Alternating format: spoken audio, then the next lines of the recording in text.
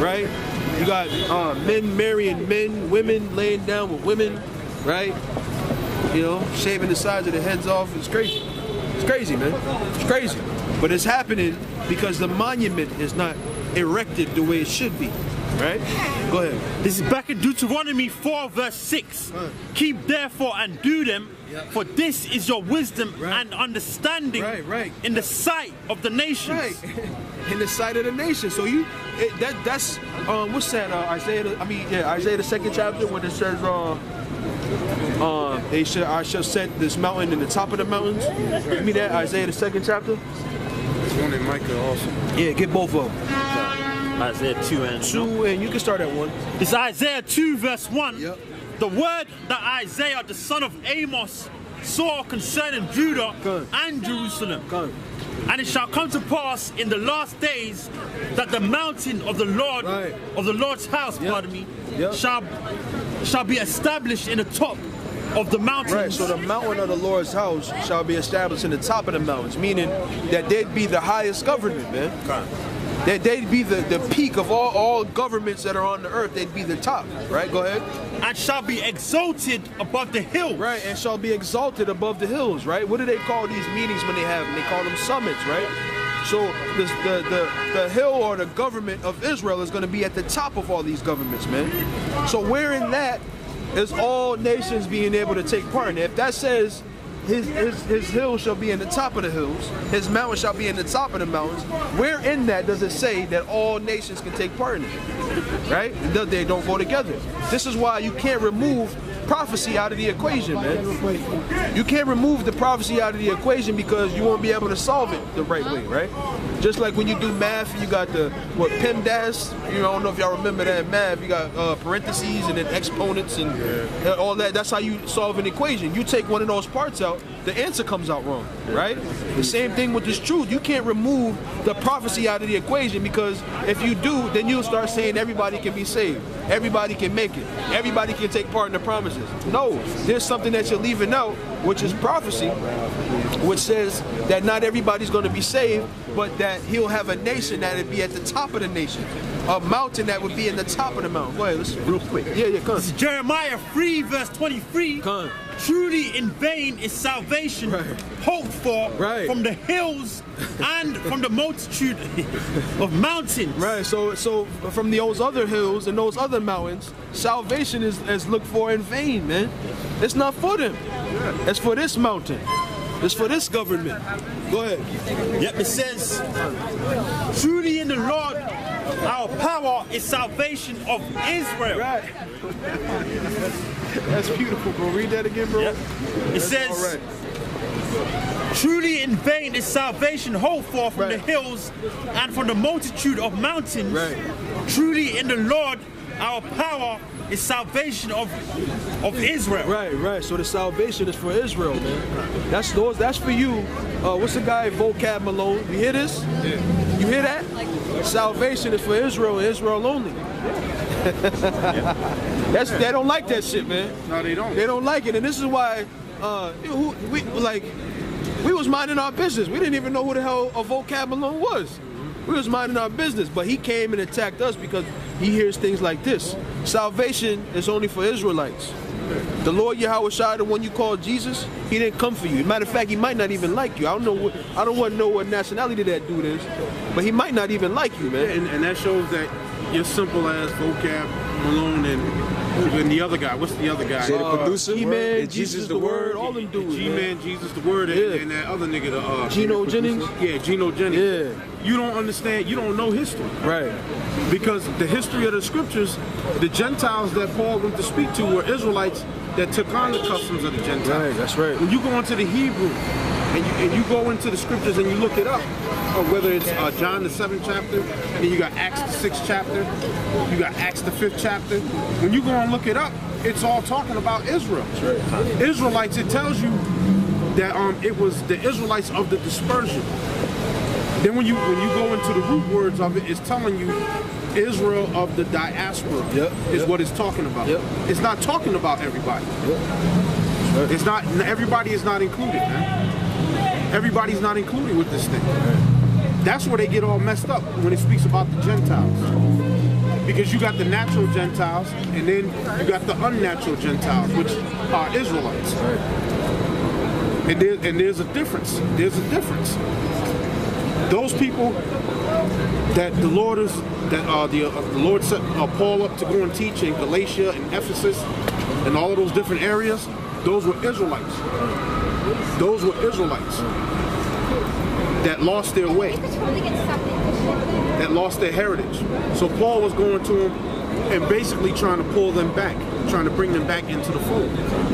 Sure. They were Israelites. Sure. All you got to do is go through the history. When Ptolemy came in, Ptolemy was the king of the south. Ptolemy took over Egypt after Alexander's death, and then you have Antiochus Epiphanes that came into Jerusalem and took away the daily sacrifice.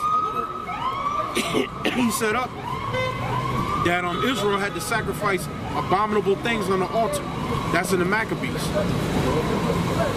And then they had to call themselves Antiochians. They couldn't even call themselves Israelites. And then guess what? They were speaking Greek, became their first language instead of Hebrew. They lost the ability to speak the Hebrew. They totally became Hellenized. That's right. So to speak. They were Hellenized. And you had two different types of Hellens. You had Israelites, Hellenized Israelites, but then you had Hamites that was Hellenized. You had East Indians that were Hellenized. Right. You had other nations that were Hellenized also. Right. But the Hellenists that the scriptures are speaking about is talking about Israelites that took on Greek customs and adopted the Greek language. See, that's where you get all broke up at. Right.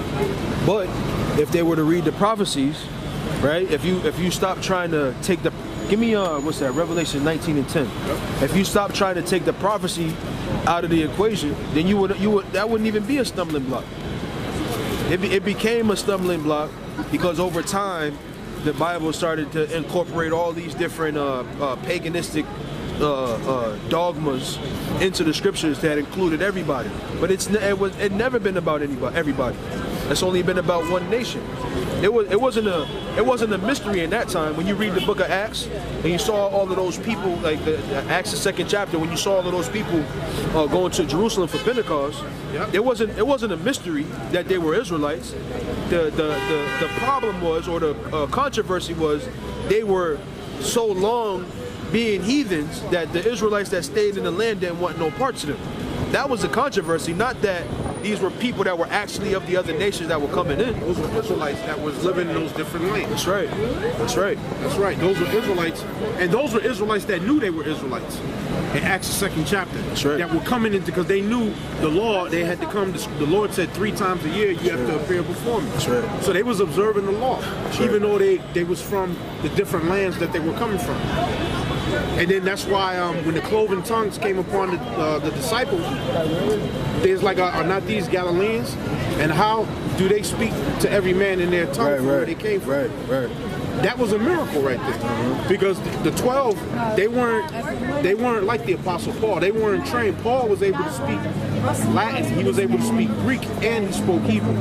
He spoke those 3 languages. Right. Those were the 3 languages that was, in that time, those were the 3 top languages. Yep. You had the Latin, which was a part of the Roman Empire, the Greek language, a part of the Greek Empire, and then the Hebrew that the Israelites were speaking. Paul spoke all 3. Right. The disciples, they only spoke Hebrew. Right. So the cloven tongues, when the cloven tongues came upon them, they was able to speak to Israelites that were living amongst the Parthians that came to keep, they spoke to them in the Parthian language. Israelites that was among Cush, that left out of Cush to come to Jerusalem to keep the feast, they spoke to them in the Cushite tongue. But they were Israelites. They weren't heathens. They were Israelites that were living in those lands. Even amongst, you go back into the time of King David, a lot of his men were Israelite foreigners, like Uriah the Hittite. Right. Good point. Uriah, why they call him Uriah the Hittite? Because Uriah grew up in the land of the Hittites. Right. So they call him Uriah the Hittite. One of the apostles they called the Canaanite. Right. Simon the Canaanite. Yep. Why? Because he grew up in the land of the Canaanites. That's right. So they called him Simon the Canaanite. But he was the actual Canaanite? No. That's right. It's just like now if you say, I was talking to Joe Rock the other day. Wait a minute, Joe Rock from the Bronx? Nah, Joe Rock from Brooklyn.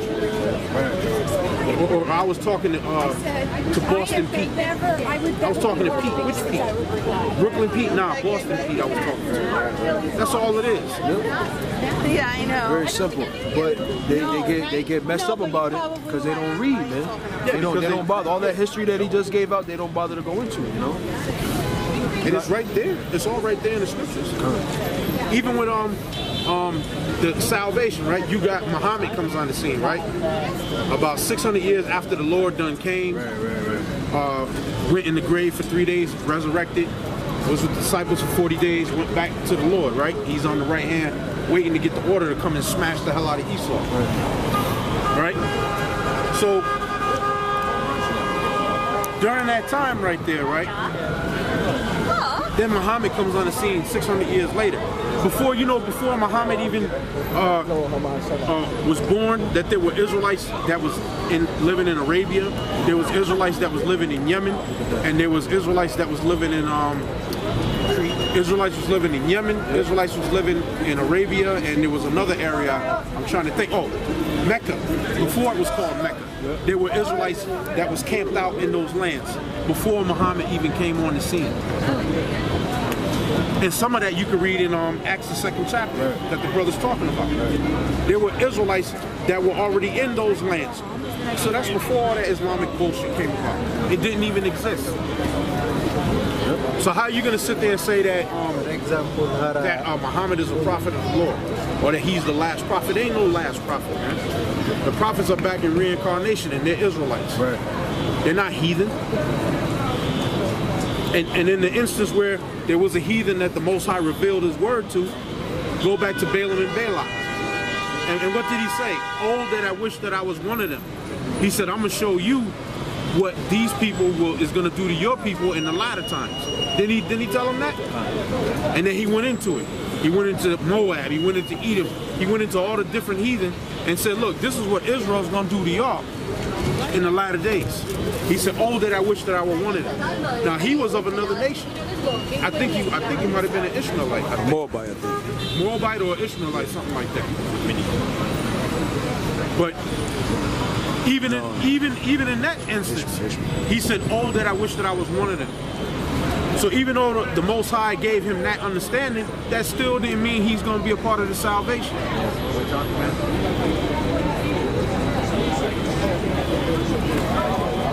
I'm going to say real quick. This is Acts 1, verse 6. When they therefore were come together, they asked of him, saying, Lord, wilt thou at this time restore again the kingdom to Israel? Wow. Wilt thou again at this time restore the kingdom to Israel? And what was he talking about? The kingdom of heaven? Right. Will it be restored again unto Israel? Is Israel going to be set back up in power? The scriptures say from the days of John the Baptist until now, the kingdom of heaven suffereth violence, and the violent take it by force. The violent is who? The Roman Empire. Israel was being taken by force by the Roman Empire. Funny how when you're in high school and they speak about like Julius Caesar and people like that, they don't mention the Israelites being subjugated by the Roman Empire. How come that's not in none of the history books in the high school? Because they talk about Julius Caesar, they might even mention Augustus Caesar. He was the Caesar that was Caesar when the Lord was born, I believe. I think it was Augustus. Because I believe, what does it say? Augustus declared for all the world to be taxed. Oh yeah, come. It was at the birth of Yahweh Shai, right? So how come they don't, in high school and none of them books, they don't mention that the Israelites were subjugated by the Romans? I remember in high school, we talked about Julius Caesar, they mentioned of him. Right. They never said nothing about the Israelites. Right. When they were a big part of that history. Of course. They a lot of how the Caesars would get in good with the people, they would do harm to Israel. That's how a lot of them got in good with all the people or the land at that time. They would do harm to the Israelites. We're gonna stop these Jews from making a stir. You know, like I said earlier, when you read some of the writings the people of those times, you know, the so-called Christians or the Jews, they were raised in hell, man. They were raised in hell against the kingdoms that they lived in, especially in Rome. And again, when those Caesars came into power, a lot of it was based on what they did in Israel, because that was a major stronghold in the Roman Empire. To have what is now known as Palestine, right, or Israel, to have that little piece of land was a big part of ruling over that whole known world at the time, you know, because that was the center, the hub, the epicenter, right? So how can you talk about Augustus? How can you talk about Tiberius? How can you talk about Nero and all those other Caesars without talking about Israel, when a big part of their campaign was about destroying Israel, man? Right. That's why when you read the city and then blame the Israelites for it. Like when you read the kingdom of heaven suffereth violence, right? The reason why that was said, why? Because at that time they were dealing with the Roman Empire destroying them, man. That was a big thing back then. That was a big part of history. But taxing the hell out of us too. That's right. And the reason why they don't mention it, because if they do, you got to say that it was us, man. That's why they leave that out of the when you take world history in high school. They leave that out, you know. And the so-called Jews are responsible for that, because they don't want nobody to look, just accept the fact that they say that they're the Jews, right, and that's it. Right. Don't look too deep into the history. Right. And that's why you got these fucking numbnuts, these Hotep motherfuckers, Hotepers, out in Harlem and wherever the fuck they scattered throughout the United States, talking that Hotep shit. Yep. Because that information has been covered up. Their thing is, since we came from West Africa, we gotta be African. Right. I always say this, right? Esau, so-called white man, spent a lot of money on taking our heritage from us.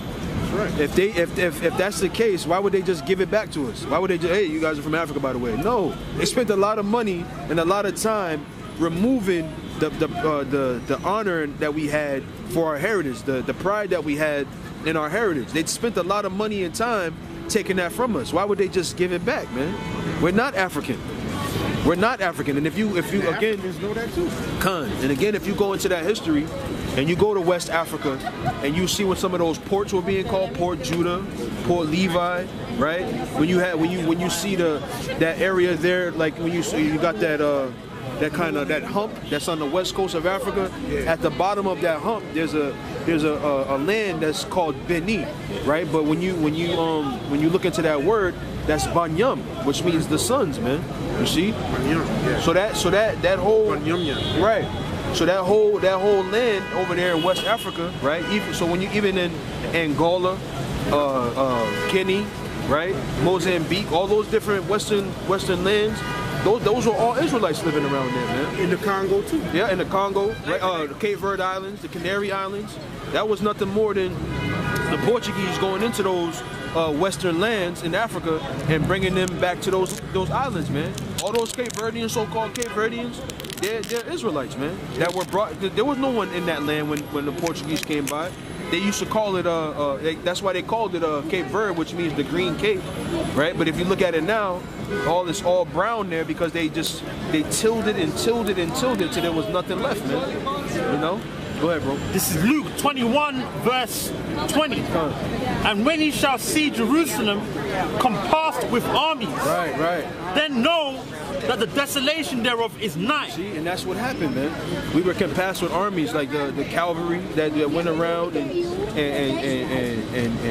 fought against Israel. They fought as best they could, but they had Ham against them on one side, and then Ishmael against them on another side, man. And what were they doing? Ham said, look, we got these Israelites here, we can take them and sell them to the white people. And really what it was is to get the white men off of their backs. So they sold us into slavery, man. And that's all written in Joel, the 3rd chapter, man. It talks about the transatlantic slave trade.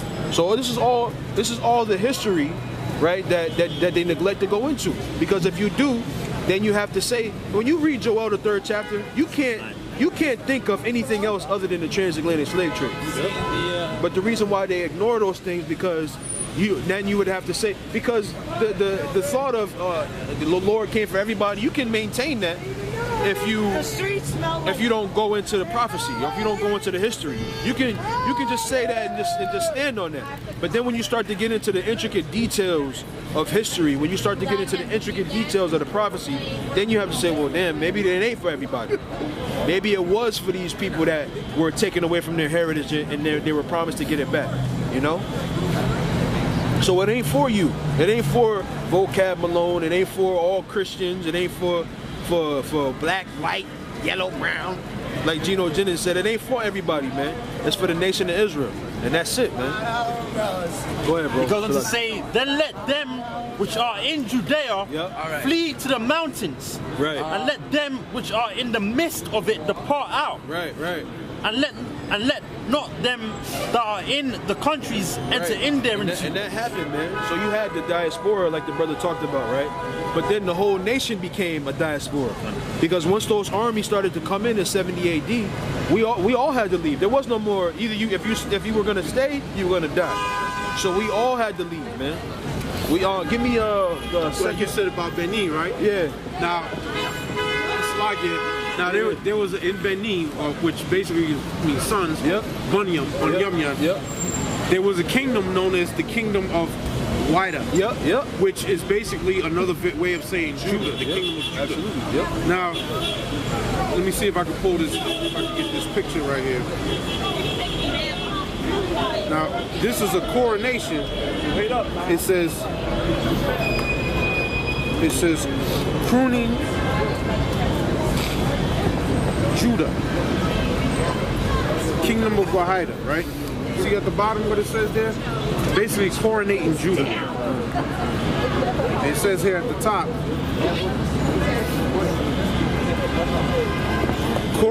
coronament of Judah. Judah being coronated. See that? See that? The kingdom of Wahida, which is in Benin. See that? That's a coronation over there in Benin, in West Africa. The kingdom of Wahida, which is another variation of saying Judah. That's right. Basically the kingdom of Yahweh. That's right. That's right. You see that? And that was in Africa. Yep, West Africa. Right? Wasn't the Watutsis and the what's the other Zulus and all of that shit that Jake tried to claim?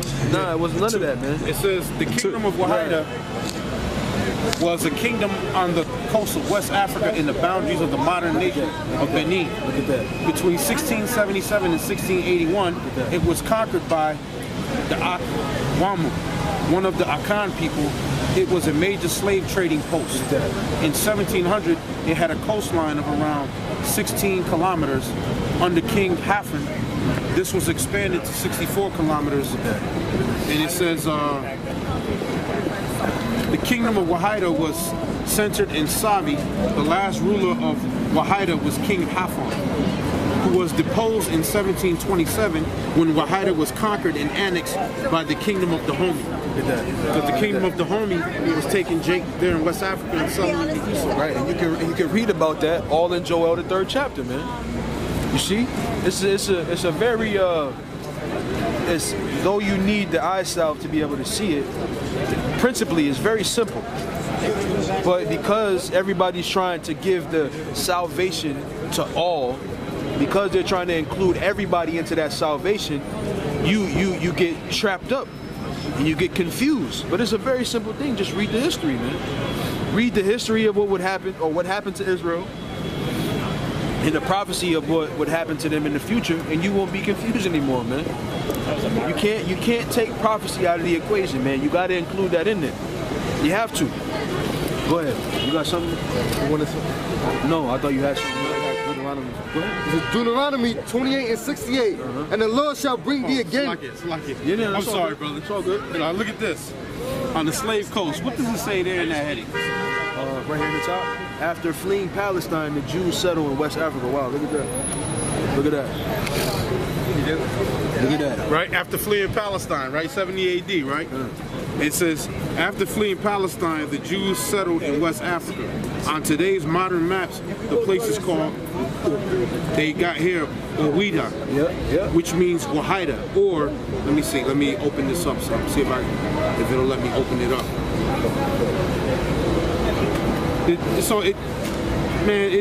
It goes to show you, man, it goes to show you. Let me see if I can pull up another, Lagos in Nigeria and all them areas. That was Judah, man. Yep. Right there on the map, it says Wahida. See right there on the map? Which that's a variation of saying Judah, right there.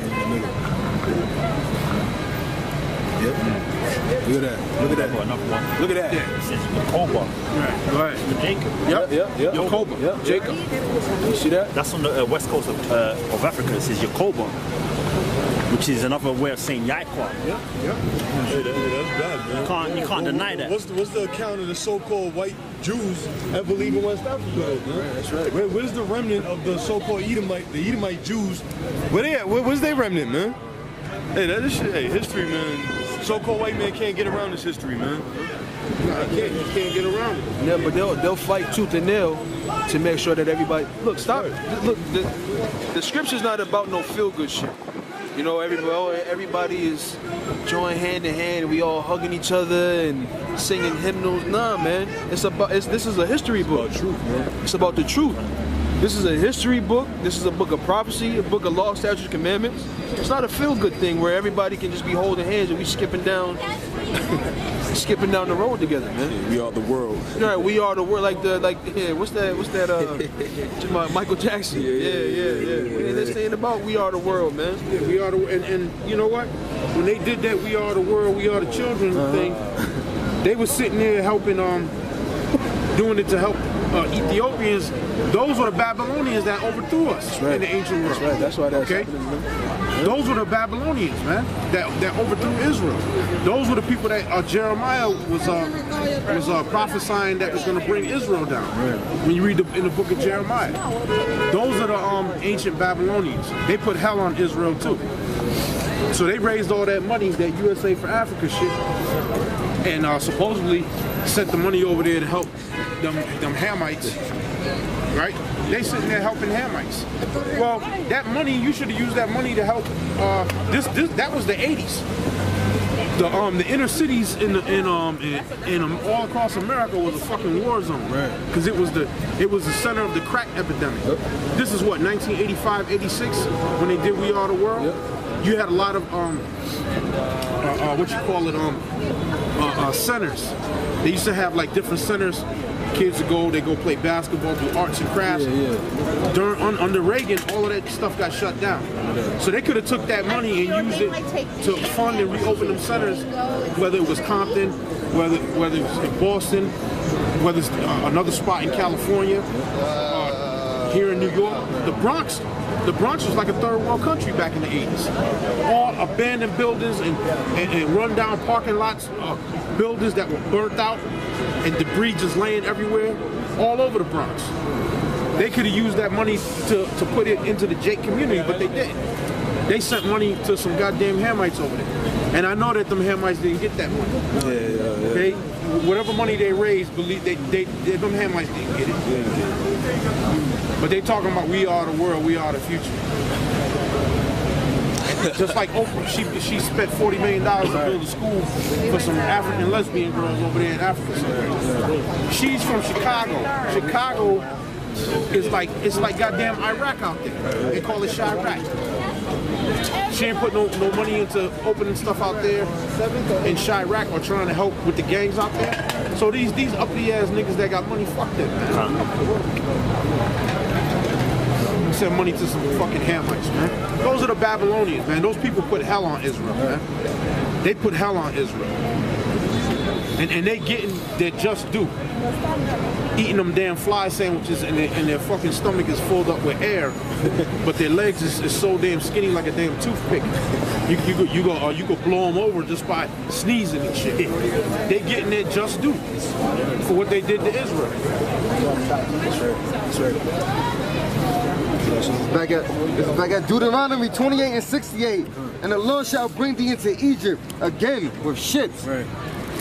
You want to get Joel the 3rd chapter? By the way thereof I spake unto thee. Right, right. So there's going to come a time where we will go into captivity with ships. Is that the so-called Jew that's over there in the land? Did they go into captivity on ships? No. See, so you can't ignore these intricacies